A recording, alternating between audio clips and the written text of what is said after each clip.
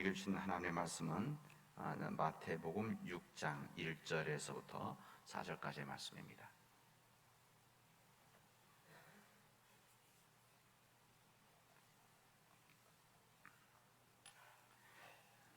마태복음 6장 1절에서 4절까지의 말씀을 우리 함께 교독을 하도록 하겠습니다. 사람에게 보이려고 그들 앞에서 너의 의를 행하지 않도록 주의하라. 그리하지 아니하면 하늘에 계신 너희 아버지께 상을 받지 못하느니라.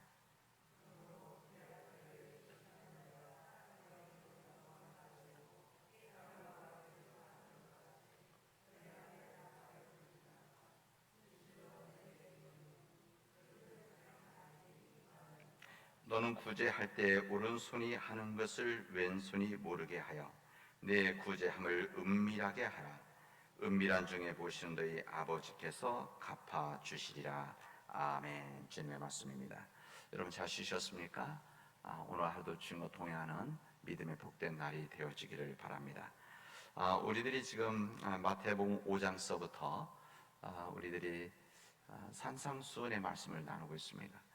마태복음 5장, 6장, 7장에 있는 말씀은 우리 믿음 생활, 우리 신앙 생활, 우리 영적 생활 가운데서 우리 기준과 같은 말씀입니다. 그래서 우리가 사도신경을 우리 예배 때마다 우리 함께 고백하지 않습니까?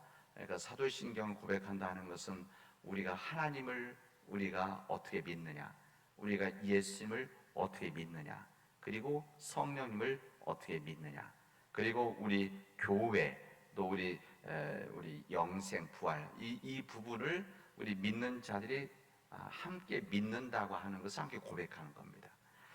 그런 것처럼 이 산상수훈에 있는 이 말씀도 우리 예배 때마다 우리들이 이 부분을 읽고 아니면 이 부분을 함께 고백할 수는 없지만, 그러나 우리 틈나는 대로 아니면 1년에 한 번 정도는 이 말씀을, 우리 신앙에서 기준과 같은 이 말씀을 우리 읽고 묵상하고 또 이 말씀을 가지고 다시 우리 자신들을 되돌아보는 그런 말씀이 되어지면 좋겠습니다.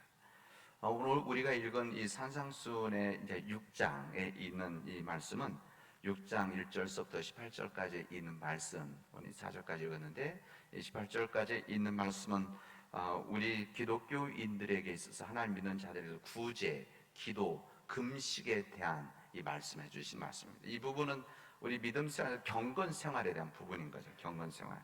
그래서 우리 기독교인들의 참된 경건 생활을 이 대표하는 이 세 가지 이 삶의 모습을 주님께서 우리에게 알려주시고 가르쳐 주시고 있습니다.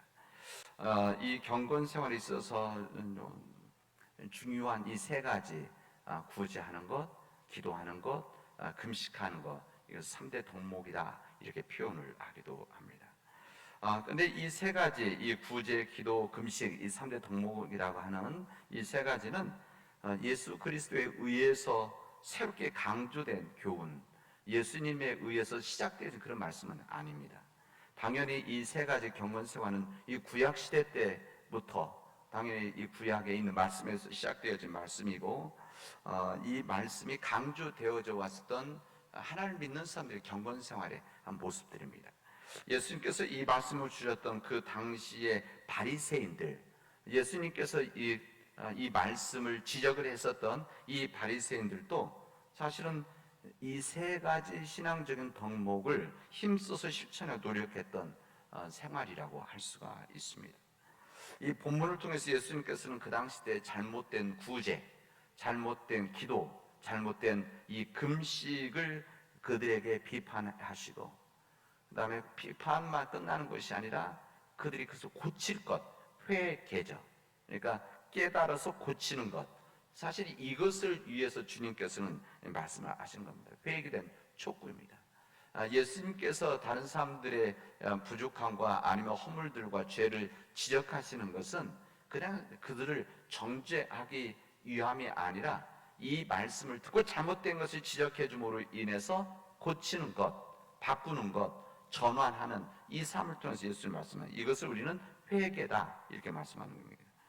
예수님께서는 이 3대 동목, 이 구제, 기도, 이 금식 이것에 대해서 무슨 폐지하자고 한다든지 아니면 이 세 가지가 필요 없다 이것을 말하고자 하는 것이 아닙니다. 오히려 그 당시 때 주님께서는 당시에 잘못하고 있었던 이 구제, 기도, 그 다음에 이 금식에 대해서 잘못함을 지적하고 어떻게 해야만 원래의 뜻을, 하나님의 뜻을 가지고 믿음의 경험을 해나가냐 이 말씀을 해주시는 것입니다. 사람에게 보이려고 그들 앞에서 너희 의를 행하지 않도록 주의하라. 6장 시작하면서 하신 말씀입니다. 사람에게 보이려고 그들 앞에서 너의 의를 행치 않도록 주의해라. 이게 지금 구제, 금식, 이 기도에 대한 이 방향입니다.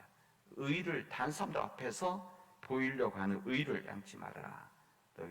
그러니까 이 말씀을 한번 더 생각한다고 한다면 뭐 그 당시나 지금이나 또 구약 시대나 이 구제, 그 다음에 기도, 금식이라고 하는 것은 의를 행하는, 의를 실현한 우리 믿음의 한 부분이라는 것을 알려주는 말씀이기도 합니다. 이 세 가지 이 부분은 우리도 이렇게 받아들이면 우리가 이렇게 이해를 하면 좋습니다. 이 구제라고 하는 것은 이웃들을 향해서 내 마음의 창을 여는 겁니다. 그런 거 아니겠습니까? 구제라는 것은. 그리고 이 기도라고 하는 것은 하나님을 향해서 우리 마음의 창을 여는 것. 그렇게 생각하면 금식이라고 하는 것은 내 자신의 마음을 여는 창이다. 이렇게 생각하면 좋을 것 같습니다. 구제라고 하는 것은 이웃들 향한, 이것은 다른 사람에게 주는 거 아닙니까? 그래서 이웃들 향해서 내 마음을 여는, 그리고 기도라고 하는 것은 하나님께 내 닫힌 문을 여는 것. 그리고 금식이라고 하는 것은 다른 사람 부분이 아니라 하나님 부분이 아니라 내 자신의 마음을 닫힌 문을 여는 창이다. 이렇게 말할 수가 있습니다. 그래서 우리가 구제하는 이 일을, 이 거룩한 일을 통해서 물질에 대한 탐욕을 극복하는 경건 생활을 시작하고 진행하고 이뤄나가는 것이 바로 우리 구제들입니다. 물질의 탐욕을 극복해 나가는 것. 이 기도라고 하는 것은 내 영혼에 대한 이기심을 극복하는 것이 우리 기도 생활입니다. 마지막 나와 있는 금식이라고 하는 것은 이 육체를 향해서 욕심, 인간 육체 가지고 있는 이 욕심을 극복하는, 이기심을 극복하는 우리의 경건 생활이라고 할 수가 있습니다. 그 중에 오늘 읽은 말씀은 여기 나오는 구제 생활을 보입니다. 하나님 뜻 안에서 구제라고 하는 것은 공동체의 큰 의무입니다. 이 부분은 우리 구약성경, 신약성경 전체를 통해서 주시는 주님의 말씀입니다. 구제라고 하는 공동체의 의무, 당연한 의무이기도 하고 어떻게 보면 하나님께서 주신 하나의 은총의 통로라고 할 수도 있습니다. 이 생활이 그리스도 한 사람 한 사람의 경건 생활의 부분이 된다는 것은 이것은 우리로 인한 하나님 앞에 서게 하는 하나의 길입니다. 하나님의 능력, 하나님의 은혜, 예를 들면 오병이어 같은 사건도 사실은 사람을 알려주시던 것은 이 먹는 문제라고 하는 것은 인간의 문제가 아니라 하나님의 영역이라고 하는 것까지도 알려주시는 것 아니겠습니까? 그런다고 했을 때 이 구제라고 하는 것은 하나님의 일을 우리로 하여금 시키는, 하나님의 일을 우리를 통해서 이루게 하시려는 오히려 우리에게 주신 은총의 통로다라고 할 수가 있습니다. 신명기 15장에 보면 이렇게 되어 있습니다. 땅에는 언제든지 가난한 자가 그치지 아니하겠으므로 내가 너에게 명령하여 이르노니 너는 반드시 내 땅 안에 내 형제 중 곤란한 자와 궁핍한 자에게 내 손을 펼칠 것이다. 이렇게 말씀하십니다. 그러니까 이 세상에는 궁핍한 자가, 가난한 자가 있다는 겁니다. 그치지 않을 것이다. 우리 인간 삶 가운데서는. 그렇기 때문에 주님께서는 내 땅 안에 내 형제가 있을 때 곤란한 자가 있고 궁핍한 자가 있으면 그들에게 손을 펼치는 것이, 이것은 하나님을 믿는 자로서의 당연한 의무다, 나눔이다, 이렇게 말씀하시는 겁니다. 잠언 19장에는 가난한 자를 불쌍히 여기는 것은 여호와께 꾸어드리는 것이니 그의 선행을 그에게 갚아주실 것이다 말씀하십니다. 우리가 가난한 자를 불쌍히 여겨서 구제할 때 우리가 하나님이 우리에게 빚진 것과 같이 우리에게 선행을 갚아주실 것이다 라고 하는 것이 주님의 말씀입니다. 이것은 주님께서 이 구약에 있는 신명기 말씀과 이 잠언의 말씀을 통해서 우리가 깨닫고 듣듯이 이 우리가 구제한다는 것은 또 하나 하나님의 뜻이고, 오히려 이것을 통해서 우리가 하나님부터 선행에 대한 은총을 받게 되어지는 길이라는 것을 우리에게 알려주십니다. 이렇게 거룩한 일인데, 이 거룩한 일이 그 당시 때 이 많은 사람들에 의해서 왜곡되어지고 잘못 이해되어지고 있는 그 삶을 예수께서 지적을 하시는 겁니다. 주님께서 말씀하십니다. 구제할 때 외식하는 자가 사람에게서 영광을 받으려고 회당과 거리에서 하는 것 같이 너희 앞에 나팔을 불지 말라, 이렇게 말씀하십니다. 어떤 사람들은 사람들의 영광을 구하기 위해서, 또한 사람들이 인기를 위해서, 또 사람들의 시선을 받기 위해서, 사람들의 관심을 집중시키기 위한 목적으로 구제를 하고 있었다, 그런 이야기입니다. 목적은 좋았으나 잘못된 동기에 의해서 수행되고 있는 그 당시 이 바리새인들, 그리고 바리새인뿐만 그렇겠습니까? 일반 사람들, 하나님의 뜻은, 목적은 좋지만 잘못된 동기에 의해서 사람들의 관심과 시선과 집중을 위해서 이렇게 하는 것은 하나님의 거룩한 뜻을 왜곡하고 있는 것이라는 것을 주님은 말씀하시는 겁니다. 이게 무슨 말인가 하면, 인간들은 자신의 영광을 위해서 구제하고 있었다는 그런 이야기입니다. 우리 세상에 이 가난한 자가 있는 것이다, 그치지 아니할 것이다, 너희들이 이 사람들을 나누고 도와줘야 된다, 이거 하나님께서 갚아주실 것이다 라고 하는 것은, 이것은 내가 있다면 상대방, 다른 사람들을 위한 일이고, 그 일이 하나님의 뜻, 하나님의 영광인데, 그 일을 하는 일들이 하나님의 영광을 위해서 하는 일인데, 자신의 영광을 위해서 하는 것, 이것은 하나님의 뜻이 아니라는 것을 우리에게 말씀해 주십니다. 우리 교회에서도, 우리 개인적으로도 그렇고, 우리 교회 공동체에서도, 그다음에 한국 교회에서도 이 모든 구제하는 일들, 또 세상을 섬기는 일들이 얼마나 많이 있습니까? 이 모든 일들의 목적이 있고 동기가 있는데, 만약 그 동기가 순수하지 못한 동기다, 다시 정확히 말한다면 하나님의 영광을 위한 일이냐, 우리가 구제를 하는 것을 통해서, 그 구제를 통해서 하나님의 영광을 받느냐, 그 구제를 통해서 이 구제를 하는 사람들이 영광을 받느냐, 이것은 여기 차이가 있는 겁니다. 주님께서는 그렇게 해서는 안 된다. 자신의 영광을 위해서 하는 일들은 안 된다. 자신의 영광을 위해서 구제하는 사람들, 이 사람들을 가르쳐서 주님은 뭐라고 하냐? 외식하는 사람들이다, 이렇게 말씀하십니다. 외식하는 자. 이 헬라에서 외식한, 성경의 헬라에서 이 외식한다는 이 그 뜻이 무엇인가 하면, 그 단어 자체가 가면을 쓰고 있는 배우란 뜻입니다. 이게 바로 위선에 대한 뜻입니다. 가면을 쓰고 있는 배우다.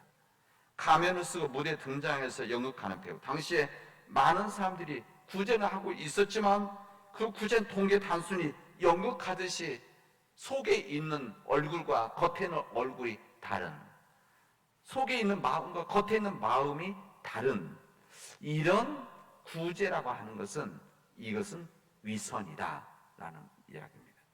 이것을 주님 보시고 그들에게 이야기를 하신 겁니다.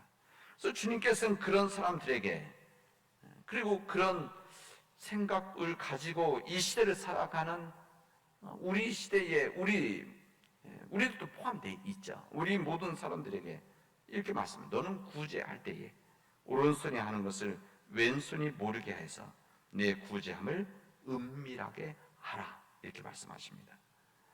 이 구제는 나에게 베풀어주는 하나님의 은혜에 응답하는 태도로 행해져야 됩니다. 하나님께서 나에게 베풀어 주신 것에 대해서 우리가 반응하는 이 태도로 행해질 때만이 이 모든 일이 구제가 이루어진다는 것입니다. 우리가 헌금하는 것도 사실은, 헌금하는 일도 무슨 일인가면, 무슨 우리의 고백인가면, 하나님께서 내가 받은 것, 내가 얻은 것, 이 모든 것들이 하나님의 것입니다. 이것을 고백하는 것이 우리의 헌금입니다. 헌신, 우리의 몸으로 주님 앞에 드리고 삶을 드리는 것은 내 삶이 아니고 하나님께서 주신 삶입니다. 그래서 내 몸으로 주님 앞에 드리도록 하겠습니다.